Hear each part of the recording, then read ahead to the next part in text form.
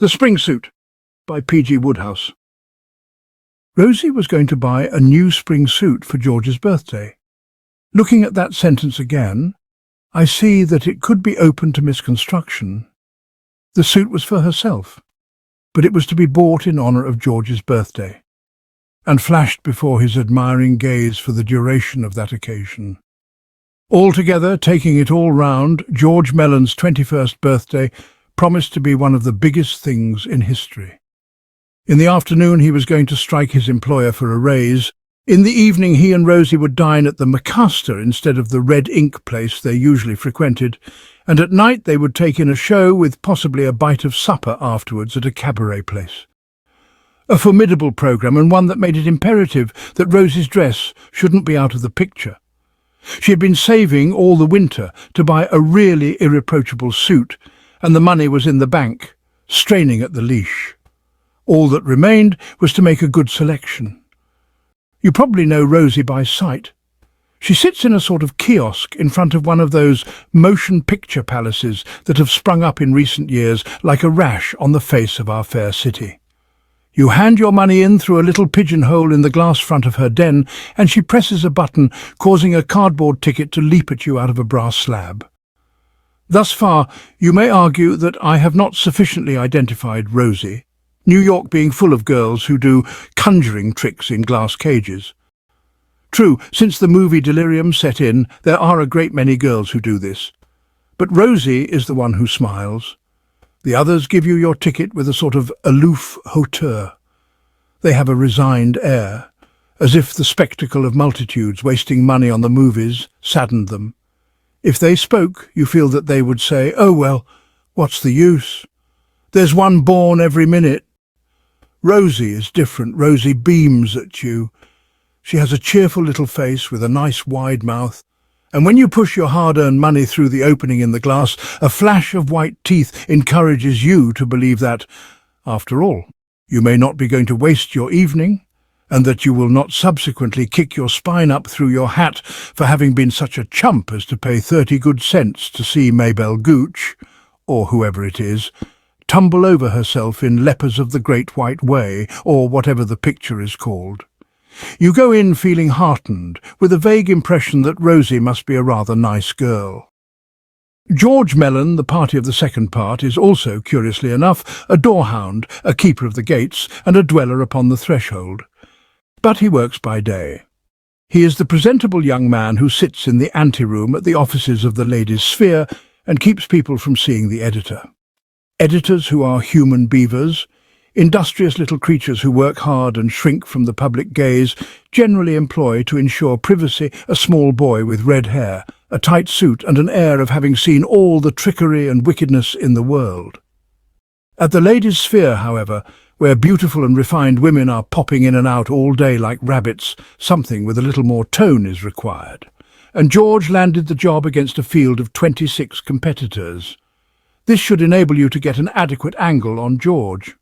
It's not every young man who can head off without offence lovely creatures in Paris frocks and mink coats, and convince them simultaneously that it is the editor's dearest wish to have a long, cosy chat with them, but that he can't see them this morning. Men with less diplomacy than George have held down ambassadorships in foreign capitals. It was this manner of his that had first attracted Rosie when she had called one morning to see the editor. "Have you an appointment, madam?" George had inquired, bending suavely over the little wooden gate with the air of a plenipotentiary at the court of St. James exchanging compliments with a princess of the blood. Rosie said she had no appointment. "Then I fear," said George with manly regret, "that it will scarcely be possible for you to see Mr. Hebblethwaite today. Mr. Hebblethwaite is exceedingly busy just now. The magazine goes to press today."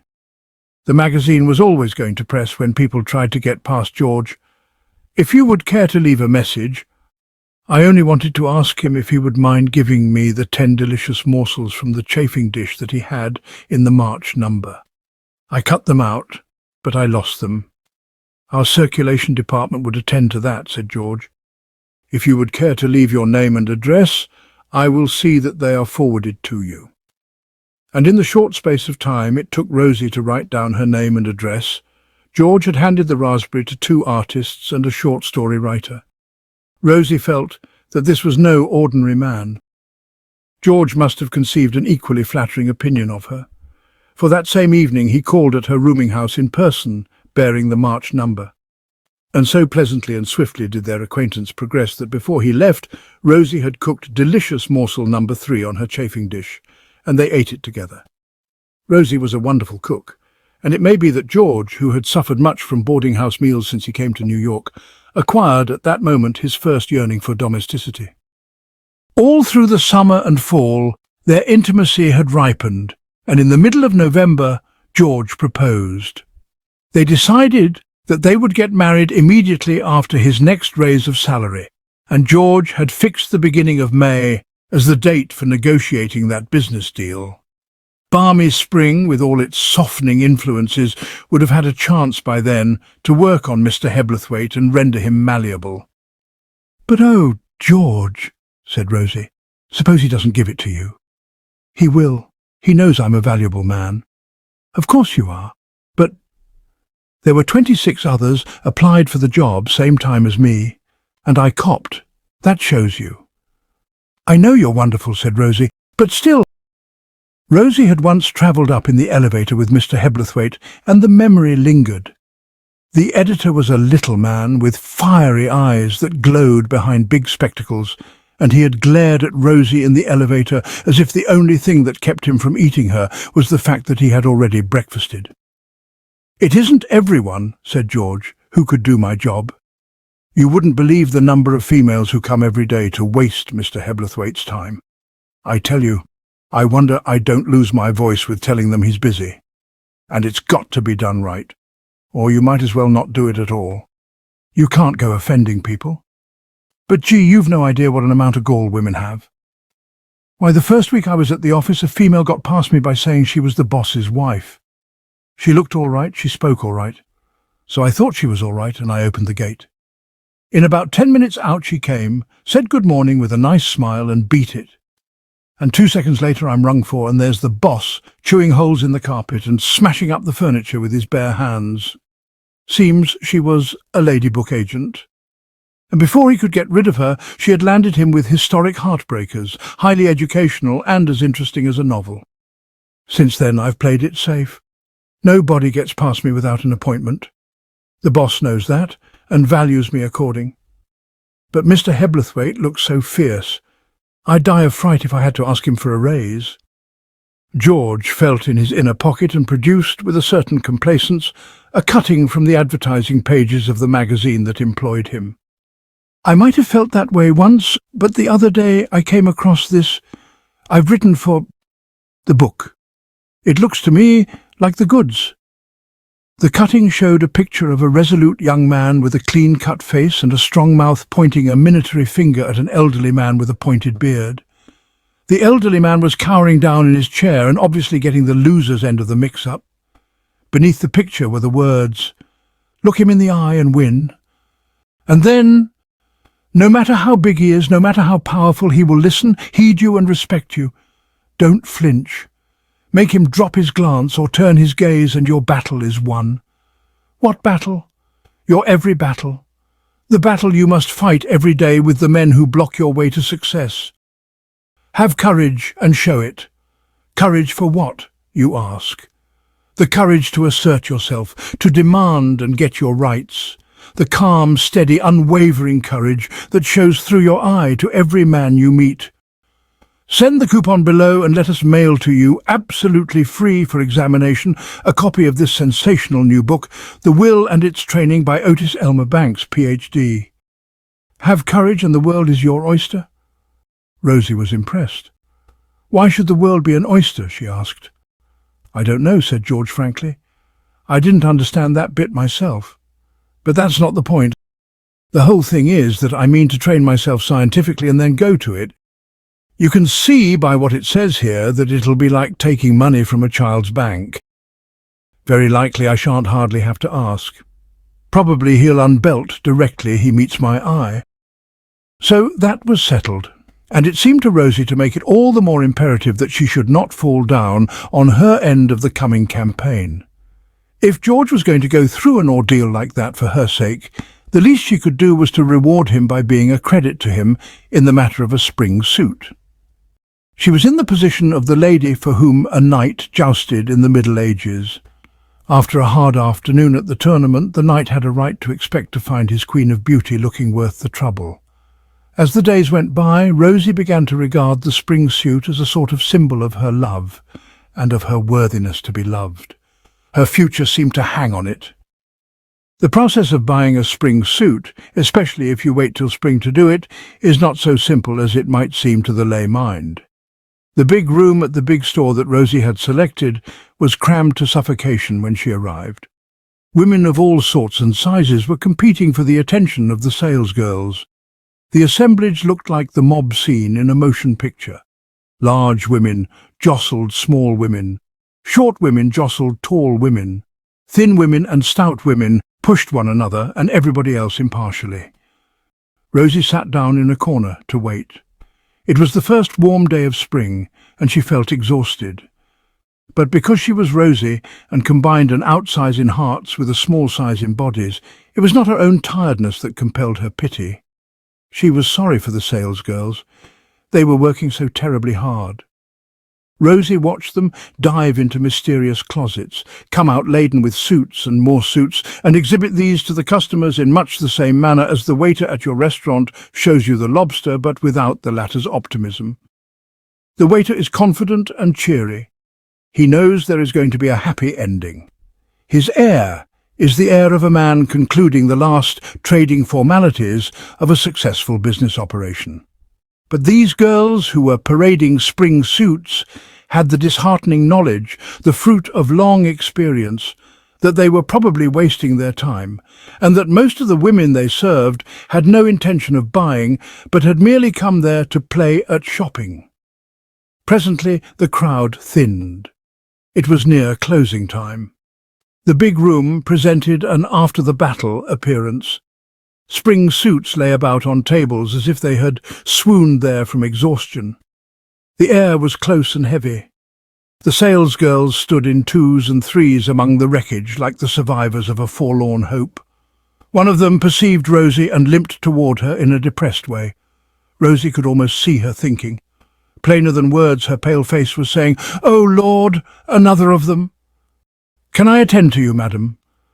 Rosie felt shrinkingly apologetic. She had forgotten that she had a headache herself, and that she had been waiting patiently for nearly an hour. She only felt that it was brutal of her to keep the poor girl working a moment longer. "I want to look at suits, please." The salesgirl's expression seemed to say that her worst fears had been confirmed. "What size, madam?" she said mechanically. 18 misses, please," said Rosie meekly, feeling like an overbearing Eastern tyrant. The girl walked slowly away, picked up one of the suits that had fainted on a nearby chair, and returned, her listlessness more marked than ever. She resembled someone who had been forced into playing a game that, through much repetition, has become tedious and painful. The suit she bore was, in a sense, a suit. In shape and material, it conformed to the definition. But the mere sight of it sent a shudder through Rosie, by so much did it miss being the ideal of her dreams. It had no poetry, no meaning, no chic, no je ne sais quoi, no anything that was attractive and inspiring. Worse, it looked vulgar. It was a loud black and white check, and one glance told Rosie that she would look awful in it. She had opened her lips to denounce and reject the horrid thing when she caught sight of the girl's face. Girls who live alone and support themselves, like Rosie, come to acquire something of the masculine attitude towards life. They lose the woman's inborn gift of shopping and acquire in its place that consideration for the other party to the transaction which marks the average male. A man whose aim it is to buy a pair of trousers does not stand coolly by while the attendant exhibits his entire stock and then go off without making a purchase. A brief "gimme those," and his shopping is finished. Rosie had this male characteristic. She hated giving trouble. Even in ordinary circumstances, it pained her to have to refuse to buy. And now, looking at this pale, tired girl before her, she forgot all about the vital importance of finding the one spring suit heaven had destined for her from the beginning of things. All she felt was that she must get the business finished quickly and let the poor girl go home. "That will do splendidly," she said. The salesgirl blinked. This was one of the things that didn't happen. Then, as realization came to her, her eyes lit up. Their grateful gleam was Rosie's recompense, and she needed some recompense, for directly the words were out of her mouth she knew what she had done. The memory of a kind action is supposed to be an unfailing recipe for happiness. Boy Scouts grow fat on it. But Rosie, as she went to meet George at the Hotel Macaster on the night of his birthday, felt none of that glow of quiet content she might reasonably have expected as her right. On the contrary, she was miserable and apprehensive. Man, which includes woman, being the rule of creation and having an immortal soul and other advantages, ought to be superior to such trivialities as clothes. A quiet conscience is more important than a loud suit. But such is human frailty that the best of us lose our nerve if we feel that our outer husk is not all it should be. Rosie knew that she did not look right. And when a woman feels that, she might just as well go home and get into a kimono. The situation was rendered more poignant by the fact that George was not as other men. George was employed at the offices of a magazine that dictated the fashions to 1,000,000 women, where even the stenographers looked like fashion plates, and every caller presented to his gaze the last word in what was smart. George, therefore, naturally had a high standard. Something special was required to win his trained approval. And she was coming to meet him at a fashionable restaurant in a black and white check suit that was not only hideous but hardly respectable. It was just the sort of suit that girls wore to whom strange men on street corners said, "Hello, kiddo." It was a flashy, giggling, sideways glancing, chorus of a burlesque show sort of suit. It was the outer covering of a cutie and a baby doll. As she got off the car, she saw him waiting outside the restaurant. He looked superb. George was always a great dresser. He was tall and slim, and resembled those divine youths you see in tailors' advertisements, who stand with bulging bosoms and in growing waists, saying to their college chums as they light a cigarette, "Yes, my dear chap, I always buy the cute-cut clothes, each suit guaranteed for 1 year on the easy payment system. A fellow must look decent." She hurried toward him with a sinking heart, gamely forcing her face into a smile. "Here I am, dear." "Hello," said George. Was his voice cold? Was his manner distant? "Many happy returns of the day." "Thanks." Yes, his voice was cold, his manner was distant, and a dull, disapproving look was in his eyes. There was a momentary silence. They stood aside to allow a stream of diners to go in. Rosie looked at the women. They were walking reproaches to her. They were smart. They glittered. A sudden panic came upon her. Something told her that George would be ashamed to be seen with her in a place like the Macaster. "I say, Rosie." There was embarrassment in George's voice. He gave a swift look over his shoulder into the crowded prismatic lobby of the restaurant. "I don't know that I'm so crazy to have dinner here," he said awkwardly. "How about going somewhere else?" The blow had fallen. And, like most blows that fall after we have been anticipating them, it had an unexpected effect on its victim. A moment before, she had felt humble, ashamed of herself. But now, when George had come out into the open and as good as told her in so many words that he shrank from being seen with her in public, a fighting spirit she had never suspected herself of possessing flamed into being. All her unhappiness crystallized into a furious resentment. She hated George, who had humiliated her. "I don't mind," she said. "Darn noisy, crowded place," said George. "I've heard the service is bad too." She despised him now, besides hating him. It was pitiful to see him standing there, mumbling transparent lies to try to justify himself. "Shall we go to Giuseppe's?" she asked coldly. The question was a test. Giuseppe's was where they always went, one of the 487 Italian restaurants in the neighbourhood of Times Square which provided 60-cent table d'hôte dinners for the impecunious. The food was plentiful, especially the soup, which was a meal in itself, and they had always enjoyed themselves there. But if George could countenance the humble surroundings of Giuseppe's on his birthday, on the night they had been looking forward to for weeks as a grand occasion, then George must indeed have sunk low. For George to answer yes was equivalent to an admission that he had feet of clay. "Yes," answered George, "that's just what I'd like." Rosie put her finger in her mouth and bit it hard. It was the only way she could keep from crying. Dinner was a miserable affair. The constraint between them was like a wall of fog. It was perhaps fortunate that they had decided to go to Giuseppe's, for their conversation is not essential.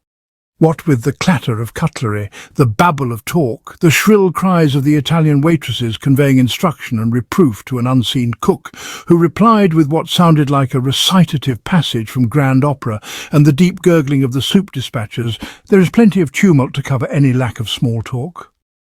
Rosie, listening to the uproar, with the chair of the diner behind her joggling her back and the elbow of the diner beside her threatening her ribs, remembered with bitterness that George had called the Macaster a noisy, crowded place. When the ice cream and the demi-tasses appeared, Rosie leaned forward. "Did you get tickets for a theatre?" she asked. "No," said George. "I thought I'd wait and see what show you'd like to go to." "I don't think I want to go to a show. I've got a headache. I'll go home and rest." "Good idea," said George. It was hopeless for him to try to keep the relief out of his voice. "I'm sorry you've got a headache." Rosie said nothing. They parted at her door in strained silence. Rosie went wearily up to her room and sat down on the accommodating piece of furniture that was a bed by night, and by day retired modestly into the wall and tried to look like a bookshelf. She had deceived George when she told him she had a headache. Her head had never been clearer. Never had she been able to think so coherently and with such judicial intensity. She could see quite plainly now how mistaken she had been in George. She had been deceived by the glamour of the man. She did not blame herself for this. Any girl might have done the same. Even now, though her eyes were opened, she freely recognized his attractions. He was good-looking, an entertaining talker, and superficially kind and thoughtful. She was not to be blamed for having fancied herself in love with him. She ought to consider herself very lucky to have found him out before it was too late. She had been granted the chance of catching him off his guard, of scratching the veneer, and she felt thankful. At this point in her meditations, Rosie burst into tears, due, no doubt, to relief. The drawback to being a girl who seldom cries is that when you do cry, you do it clumsily and without restraint. Rosie was subconsciously aware that she was weeping a little noisily, but it was not till a voice spoke at her side that she discovered she was rousing the house. "For the love of Pete, honey, whatever is the matter?" A stout, comfortably unkempt girl in a pink kimono was standing beside her. There was concern in her pleasant face. "It's nothing," said Rosie. "I didn't mean to disturb you." "Nothing?" It sounded like a couple of families being murdered in cold blood. "I'm in the room next to this, and I guess the walls in this joint are made of paper, for it sounded to me as if it was all happening on my own rug. Come along, honey. You can tell me all about it. Maybe it's not true, anyway." She sat down beside Rosie on the bookcase bed and patted her shoulder in a comforting manner. Then she drew from the recesses of her kimono a packet of chewing gum, a girl's best friend. "Have some?" Rosie shook her head. "Kinda soothing gum is," said the stout girl, inserting a slab into her mouth as if she were posting a letter and beginning to champ rhythmically like an amiable cow. "Now, what's your little trouble?" "There's nothing to tell." "Well, go ahead and tell it then." Rosie gave in to the impulse that urged her to confide. There was something undeniably appealing and maternal about this girl. In a few broken sentences, she revealed the position of affairs. When she came to the part where George had refused to take her into the Macaster, the stout girl was so moved that she swallowed her gum and had to take another slab. The stout girl gave it as her opinion that George was a cootie.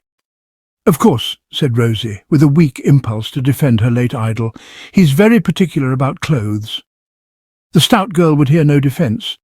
She said it was Bolsheviki like George who caused half the trouble in the world.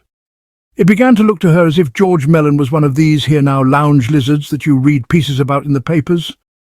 Not, she said, eyeing Rosie critically, but what that certainly is some little suit you've got on. I'll say so.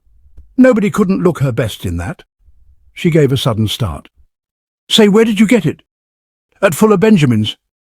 No, cried the stout girl. But it is. I thought all along it looked kind of familiar. Why, honey, that's the suit we girls call the Crown Prince, because it oughtn't to be at large. Why, it's a regular joke with us. I've tried to sell it a dozen times myself. What? Sure, I work at Fuller Benjamin's. And, say, I remember you now. You came in just on closing time, and Sadie Lewis waited on you. For the love of Pete, why ever did you go and be so foolish as to let Sadie wish a quince like that on you? She looked so tired, said Rosie miserably. I just hated to bother her to show me a lot of suits, so I took the first. It seemed such a shame. She looked all worn out. For the first time in her career as a chewer, a career that had covered 2 decades, the stout girl swallowed her gum twice in a single evening. Only the supremest emotion could have made her do this, for she was a girl who was careful of her chewing gum, even to the extent of parking it under the counter or behind doors for future use when it was not in active service. When she bought gum, she bought the serial rights. But now, in the face of this extraordinary revelation, swallowing it seemed the only thing to do. She was stunned. A miracle had happened. With her own eyes she had seen a shopper who had consideration for shopgirls. Diogenes could not have been more surprised if he had found his honest man. Well, if that don't beat everything, she gasped. Wherever did you get those funny ideas of yours about us sales ladies being human? Didn't you know we was just machines? Now you listen here, honey. There's certainly something coming to you for that, and here's where you're going to get it. I've the cutest suit all tucked away down at the store, just ready and waiting for you. Honest, it's a bird. What's your size? 18 misses, I should judge. Why, it'll fit you just like Mother made. I sold it this morning to a dame who went dippy over it. It's sold. Don't you worry about that. It hasn't been sent off yet. And I know the dame that got her hooks onto it. She's one of the boomerang sisters, the kind you send goods to and have 'em come whizzing back to you. She's a cod lizard. She ain't worthy of that suit, honey, and she ain't going to get it. She'll get the Crown Prince instead and be told that's what she ordered. But won't you get into trouble? There you go again, worrying yourself about the poor working girl. Say, that habit's going to grow on you if you don't watch out. I won't get into no trouble. She'll let out a squawk you'll be able to hear as far as White Plains, I've no doubt. But I should manifest concern. I'm quitting on the 17th, going to be married. The stout girl sighed dreamily. Say, there's a fellow that really is a fellow. Runs a dry goods and notions store back home where I come from. Been crazy about me since we were kids. Has a car, couple of help, half-acre lot back of the house, 28 chickens, and a bulldog that he's been offered $50 for and grows his own vegetables. I'm the lucky girl, all right. Not a thing to it. Well, you look in at the store bright and early tomorrow morning, ask for me. Miss Merridew's my name, and I'll have that suit waiting for you. I'll say good night now. Got to write to my boy before I hit the hay. See you later. The stout girl withdrew. Presently Rosie heard her through the wall singing Poor Butterfly. A little later there came an imperious banging on the floor above from the room where the long-haired young man lived who was supposed to be writing a play. The singing stopped. Silence reigned. George was dealing with a poetess in his suave manner when Rosie reached the office of the Ladies' Sphere at noon the next day. In a few moments the poetess had receded like a brightly coloured wave that rolls down the beach. The elevator engulfed her, and she was no more. George came over to Rosie. "Hello, kiddie. Where did you spring from?" This was quite a different George. His eyes shone with pleasure at the sight of her. His animation had returned. A very different George from the dull-eyed, disapproving critic of last night. Rosie looked at him steadily without an answering smile. She was a very different Rosie also from the stricken creature who had parted from him yesterday. The new suit was all and more than Miss Merridew had claimed for it. Navy blue, with short shoulders, tight sleeves and wonderful lines, it was precisely the suit of which Rosie had dreamed. She felt decently clad at last. From the smart little straw hat with its flowers and fruit to the black silk stockings with their white clocks and the jaunty patent leather pumps, she was precisely all that a girl would wish to be. She could hold up her head again. And she did hold up her head, with a militant tilt of the chin. She was feeling strong and resolute. Before she left, the engagement would be broken. On that point, she was as rigid as steel. If her outward appearance was all that George valued, she had done with him. "I came to say something to you, George," she said quietly. George did not appear to have heard her. He looked about him. From behind doors came the click of typewriters and the sound of voices, but nobody was visible. They had the anteroom to themselves. "Say, I got it. Got it? The raise. Another 15 per—" "Yes?" He seemed not to notice the coolness of her voice. This man was full of his own petty triumph. "I'll tell you one thing, though," he went on. "I don't know who Elmer Otis Banks is, but he's a prune. That dope of his may be all right with some people, but when it comes to slipping one over on Mr. Hebblethwaite, it's about as much good as a cold in the head. Yesterday afternoon I breezed into the boss's office, looked him in the eye as per schedule, and said I could do with a raise. According to the dope, he ought to have come across like a lamb, but all he did was to tell me to get out.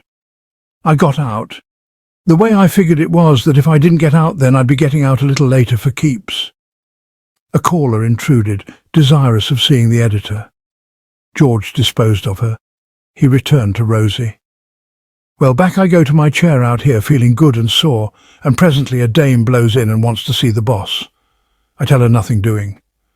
'You evidently don't know who I am,' she says, looking at me as if I was just one of the common people. 'I am Mrs. Hebblethwaite.' She had a book under her arm, and it looked to me like a sample. I wasn't taking any chances. 'Sorry, Mum,' I says, 'but the last Mrs. Hebblethwaite that made a play round the end and scored a touchdown in the boss's private office was a book agent. So unless you have an appointment, it's no go. I value my job and I want to hold it.' 'I shall speak to my husband about your impertinence,' she said, and beat it. I thought no more about it. And that night, while I was waiting for you in the Macaster lobby, I'm darned if the boss didn't come in with this same woman, and I heard her ask him if he'd remembered to put the cover over the canary's cage before they left home. Gee! By the time you arrived, I'd made up my mind it would be the gate for me first thing this morning. I don't suppose you noticed anything, but I was feeling so sick I just wanted to creep away and die." Rosie leaned bonelessly against the rail. The reaction from her militant mood had left her limp. The thought of how she had wronged her golden-hearted George filled her with self-loathing. She had no right to be engaged to the most perfect of his sex. "Oh, George!" she gasped. George misinterpreted her emotion. He patted her hand encouragingly. "It's all right, kiddie. I told you there was a happy ending. This morning, the boss sent for me." "What's all this I hear about your refusing Mrs. Hebblethwaite admittance yesterday?" he said. I was feeling that all was over now except the tearful farewells. "She told you who she was?" he said.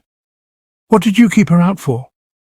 "I thought you were busy, Mr. Hebblethwaite," I said. "And it's always been my idea that if callers hadn't appointments, you weren't to be disturbed on any account." He didn't say anything for a bit. Then he kind of glared at me. "How many were there after the job when you got it?" I told him 27, counting me. "Then let me tell you, young man," he said, worrying his cigar, "that I don't consider you one of 27. You're one in a million.